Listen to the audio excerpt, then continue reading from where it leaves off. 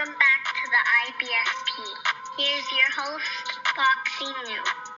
Canelo Alvarez, big announcement. And look, let's break it down honestly and objectively as possible. And Canelo Alvarez, according to Box Azteca, is set to make a big announcement this Tuesday, which is likely to be an opponent selection. We don't know if this announcement is going to be just for May or May and September. We don't know yet. We know it's a major announcement. We know Canelo Alvarez likes to make his own announcement, and likely he, disassociates himself from all of the rumors that came out. And when you listen to the rumors, they have Canelo fighting everybody. But at the end of the day, he only can fight one person at a time. Now, here are the opponents that Canelo Alvarez could fight in May.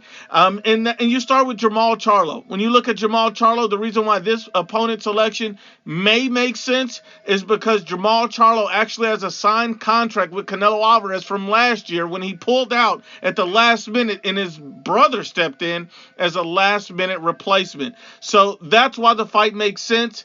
A reason why the fight doesn't make sense is that, Jamal Charlo has had one comeback fight, but people would like to see, Jamal Charlo more active before he gets in a ring with Canelo, lift up his stock a little more, but that's a potential fight for May. Another potential fight for May is my preference. This is the fight I would like to see for May, and that's Jaime Munguia. Jaime Munguia is coming off a great stoppage win over John Ryder. He looks to have made multiple improvements all around in his game. So I would love to see Canelo Alvarez versus the best version of Jaime Munguia being trained by Freddie Roach. I would love to see Canelo fight this Jaime Munguia next. Canelo Alvarez said he's willing to fight anybody, even Mexicans. So this would be great for me to be able to see a Canelo versus the better version of Jaime Munguia next. I would prefer this fight.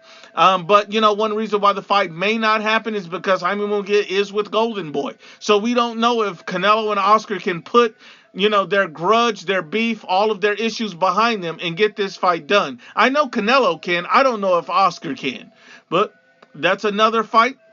Then you look at the Terence Bud Crawford fight. Ever since Terence Bud Crawford beat Errol Spence Jr., he's been begging and pleading Canelo Alvarez for a payday. I mean, think about it like this. Bud Crawford has been stating up and down that this is the biggest fight in boxing. This is the fight he wants. This is the fight he needs. He has to have this fight, and we all know it's because Bud Crawford wants a payday. That's really what this is about. But Bud Crawford has a lot of clout. He has a lot of value. He's a top 2 pound-for-pound fighter in the world. So at the end of the day, Terence Bud Crawford, he's a sensational fighter. He's a great fighter, and he wants to move up multiple weight classes to take on Canelo Alvarez. Now, the interesting thing about this is why this fight doesn't make sense to me is because he's moving up so many weight classes. Think about this. Canelo's last fight was Jamal Charlo, who moved up from 154, who was undisputed. And not only was undisputed, he's a bigger fighter than Terence Crawford. He was undisputed just like Terence Crawford. But the problem that we have is everybody was saying before that fight with Jamal Charlo that Canelo would get outboxed, that Canelo doesn't have the footwork, that Canelo would lose, even that Canelo was ducking Jamal.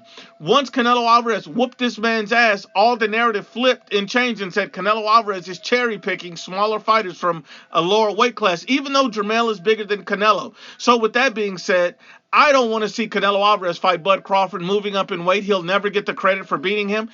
You don't get anything. The fight is pointless.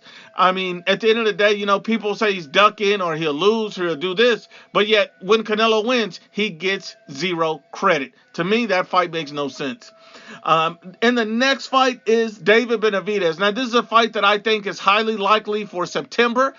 In my opinion, Canelo Alvarez has to fight David Bennovitz this year for it not to be a duck. I mean, this is the best fight in the division. This is the fight everybody wants to see, and this is the fight that has to happen by the end of the year. So if they're trying to build towards this fight, I don't see this fight being next in May, but you never know. With Canelo, anything is possible. Now, my prediction for the fight, if I had to guess, I will say based on Canelo Alvarez, he likes to fight guys coming off a big win, guys coming off of, a good performance. I would like to see And my prediction would be Canelo fighting Jaime Munguia next. That's just my opinion. Anything other than that or David Bennovitz would be a little disappointing, but I can understand. Canelo Alvarez is the face of boxing. He's earned the right to pick and choose who he wants to fight. As long as he fights David Bennovitz by the end of this year, none of it matters. But my opinion, my perspective, I would like to see him fight Jaime Munguia next. Because men lie, women lie, but the facts don't lie.